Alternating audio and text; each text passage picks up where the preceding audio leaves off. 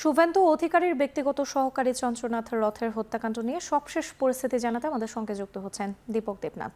দীপক, হত্যাকাণ্ডে ব্যবহৃত জব্দ করা গাড়ি থেকে পুলিশ কিছু জানতে পেরেছে কিনা, সংগ্রহ করা সিসি ক্যামেরার ফুটেজ থেকে অভিযুক্ত কারো তথ্য পাওয়া সম্ভব হয়েছে কি, এবং একই সাথে জানতে চাই তদন্ত কমিটি আসলে কি বলছে। দেখুন, গতকাল রাতের পর ওই ঘটনার পরে পুলিশ ঘটনাস্থলে যায়, মধ্যমগ্রাম থানার পুলিশ। কারণ যেহেতু যেই ঘটনাটি হয়েছে সেটি হচ্ছে মধ্যমগ্রাম থানার অন্তর্গত দোহারিয়া গ্রাম, এবং সেই দোহারিয়ার ঘটনার পরে কিন্তু পুলিশ সেখানে সঙ্গে সঙ্গে পৌঁছে যায়। এবং যেই গাড়িটি করে আততায়ীরা এসেছিলেন বলে মনে করা হয়েছিল, সেই গাড়িটিকে সিজ করা হয়েছে, অর্থাৎ বাজেয়াপ্ত করা হয়েছে। এবং সেই গাড়ি থেকে বেশ কিছু জিনিস আলামত সংগ্রহ করা হয়েছে এবং গুলির খোসা উদ্ধার করা হয়েছে। এবং রাতেই একটা সিসিটিভি ফুটেজ, সেই গতকাল রাতের একটা সিসিটিভি ফুটেজ সামনে এসছে, সেটা পরীক্ষা করে দেখা হচ্ছে এবং আমাদের হাতেও সেই তথ্য এসছে। সেই সিসিটিভি কে আটক করা হয়েছে মধ্যমগ্রাম থানার পুলিশ, তাদেরকে দফায় দফায় জিজ্ঞাসাবাদ করা হচ্ছে। এবং এই ঘটনার সাথে শুধু তিনজনই আছে নাকি অন্য কেউ আছে, কিংবা এই তিনজন আদৌ প্রকৃত যারা কালপ্রিট বা আততায়ী তারা কিনা, সমস্তটাই এখন তদন্তের বিষয়। যদিও মধ্যমগ্রাম থানার তরফে বা বারাসাত জেলা পুলিশের তরফে কিন্তু বিষয়টি নিয়ে এখনো মুখ খুলতে নারাজ। কারণ আমাদের যে বারাসাতের যে জেলা পুলিশ সুপার যে পুষ্পা, তিনি এসেছিলেন, তিনি এই বিষয়ে কোনো কমেন্ট করতে চাননি, কোনো মন্তব্য করতে চাননি। একটি বলেছিলেন এখন এখন সম্ভব নয়। মানে আপনি জানেন যে তদন্তের স্বার্থে এই মুহূর্তে নতুন করে কিছু বলা সম্ভব নয়।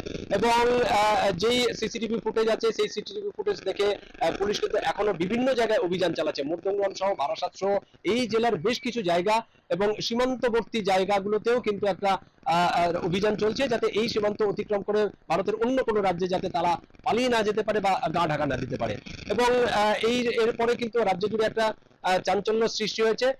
যদিও পুলিশের তরফ থেকে বলা হচ্ছে এবং শুভেন্দু অধিকারী নিজেও বলেছেন যে এই ঘটনা নিয়ে যাতে কোনো রকম শান্তি শৃঙ্খলা বিঘ্নিত না হয়, বা সবাই যাতে শান্তিতে থাকে, সবাই যাতে শান্তি শৃঙ্খলা বজায় রাখে, সেদিকটা ধ্যান দেওয়া দরকার। এবং পুলিশের তরফ থেকে এখনো পর্যন্ত যেটা পেয়েছি, যে পুলিশের তরফ থেকে এখনো পর্যন্ত বিভিন্ন জায়গায় তদন্ত অভিযান চলছে।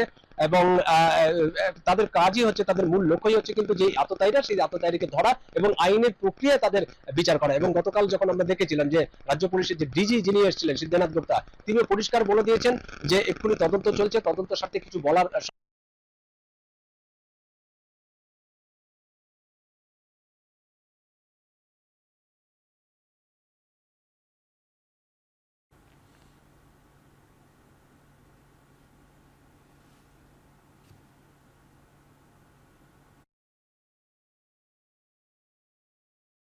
দীপক, আপনি যেমনটি বলছিলেন যে এখন পর্যন্ত আসলে তদন্ত করা হচ্ছে এবং পুলিশ তদন্ত করছে আসলে এ বিষয়ে। দীপক, আরেকটু জানতে চাই আপনার কাছ থেকে, ঘটনাস্থল সহ পুরো পশ্চিমবঙ্গে আইন শৃঙ্খলার বর্তমান কি পরিস্থিতি দেখছেন, একটু জানাবেন।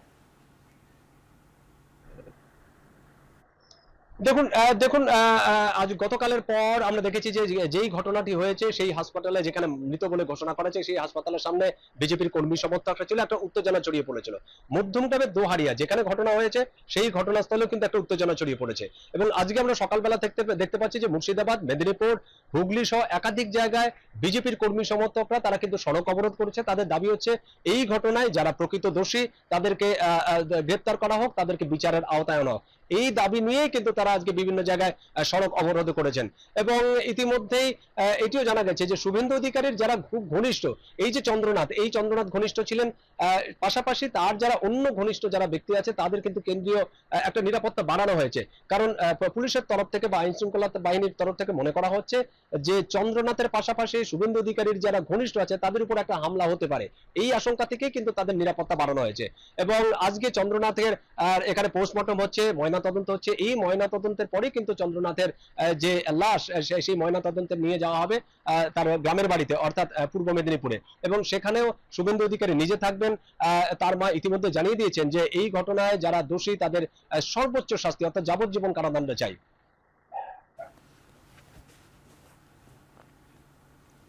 শুভেন্দু অধিকারীর ব্যক্তিগত সহকারীর হত্যাকাণ্ড নিয়ে সবশেষ পরিস্থিতি জানাতে আমাদের সঙ্গে যুক্ত ছিলেন দীপক দেবনাথ।